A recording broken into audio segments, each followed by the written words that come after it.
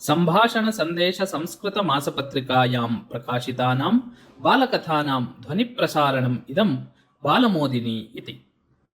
ಕದಾಚಿತ್ ಶ್ರೀಕೃಷ್ಣಂ ಲಕ್ಷ್ಮೀಃ ಅಪೃಚ್ಛತ್, ಸುಧಾಮಾ ತೋ ಭವತಃ ಶ್ರೇಷ್ಠತಮಃ ಭಕ್ತಃ, ಸಹ ಭಿಕ್ಷಾಯಾಚನೇನ ಸ್ವಪರಿವಾರಸ್ಯ ನಿರ್ವಹಣಂ ಕರೋತಿ, ಸಹ ಕ್ವಚಿದೇವ ದಿನೇ ದ್ವಿವಾರಂ ಭೋಜನಂ ಲಭತೆ, ಕದಾಚಿತ್ತು ಏಕವಾರಂ ಅಪಿ ಭೋಜನಂ ನ ಲಭತೆ, ಭವಾನ್ ತದರ್ಥಂ ಕಿಮಪಿ ಕಿಮರ್ಥಂ ನ ಕುರ್ಯಾತ್.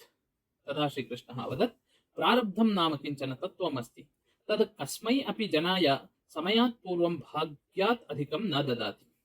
लक्ष्मीः अवदत्, मया न अङ्गीक्रियते एतत्, प्रयत्नेन दत्तं चेत् तेन प्राप्येत एव. श्रीकृष्णः उक्तवान्, नैव, हस्तगतम् अपि तदा एव उपभुज्यते यदि तत् भाग्ये लिखितं स्यात्. लक्ष्मीः पुनः अवदत्, भवान् तस्मै दातुं न इच्छति इत्यतः व्याजं किमपि वदति. अहम् एव तस्मै स्वयं दास्यामि, तदा सः अवश्यं प्राप्नुयात् एव. अन्येद्युः सुदामा भिक्षार्थं निर्गतः, गृहद्वये तु तेन कापि भिक्षा न लब्धा. श्रीकृष्णः लक्ष्मीम् उक्तवान्, गृहत्रये एव भिक्षायाचनम् इति एतस्य नियमः. यदि तृतीये गृहे अपि किमपि न प्राप्येत तर्हि अद्य उपवासः एव शरणं तस्य. अतः अधुना भवती एव किमपि करोतु, येन सुधामा पर्याप्तं भोजनं लभेत. ततः लक्ष्मीः तृतीयगृहस्वामिन्याः मनसि सुदामविषये अनुकम्पाम् उत्पादितवती. अतः तत्र सुदामा पायसं प्राप्तवान्.